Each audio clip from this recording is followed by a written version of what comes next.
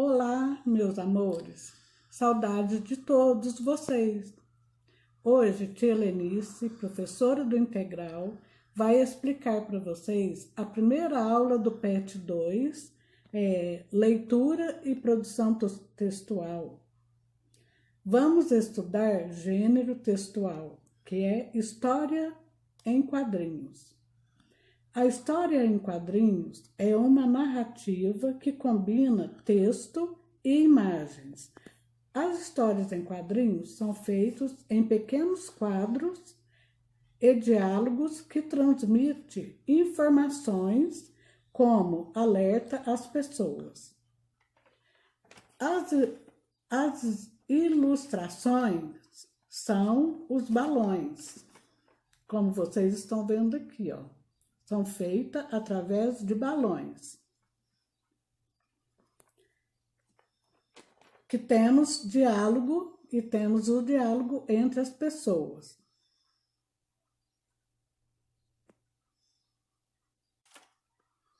As ilustrações são os balões de fala, que é o diálogo entre as pessoas. Veja o exemplo dessa situação engraçada. O personagem falando, estou entrando. Agora sou eu que estou entrando. Olha o personagem em cima da cabeça dele, tem um ponto de exclamação. O que será que ele está pensando que vai acontecer? Olha, splash. Ele caiu na água, olha o que aconteceu. Eu estou saindo. Esse splash é o barulho que é feito do efeito dele cair na água. Temos os tipos de balões. Oi, como vai? É a fala do personagem. Onde ele está, o cochicho do personagem. É quando ele está cochichando e fala bem baixinho. Cadê o livro? O personagem é o pensamento do personagem. Socorro é o grito do personagem. Bom dia, professora. Aqui neste balão é a fala de mais de um personagem. O personagem teve uma ideia, então é uma lâmpada acesa. O personagem está com dúvida, então aqui tem um ponto de interrogação. O personagem está admirado, então está um ponto de exclamação. O personagem não consegue expressar, então aqui nós temos as reticências.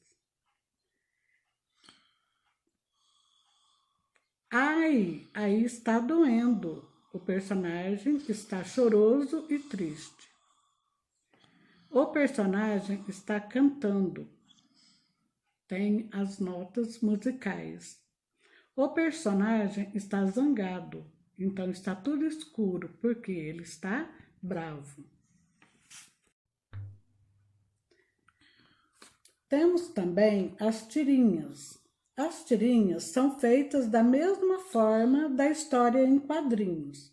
Elas são compostas de 3 ou 4 quadrinhos. Elas são feitas na forma horizontal e na forma vertical. Vou explicar para vocês o que significa onomatopeias. Onomatopeias são ruídos. São as cenas que mostram situações ou objetos em que o som é representado por palavras que indicam ruído. Então, veja os exemplos. Campainha tocando, din-dom. Ruído de telefone, pessoa dormindo. Então, tem as letrinhas D em cima, significando que ele está dormindo. Pessoal, para encerrarmos, eu gostaria que vocês fizessem as atividades das páginas dos PETs que mandarei para vocês. Na última atividade, quero que vocês construam uma produção textual. Vou passar um vídeo com as explicações das atividades. Antes de começar a produção de texto, a gente deve prestar bastante atenção. Primeiro, tem título esse texto?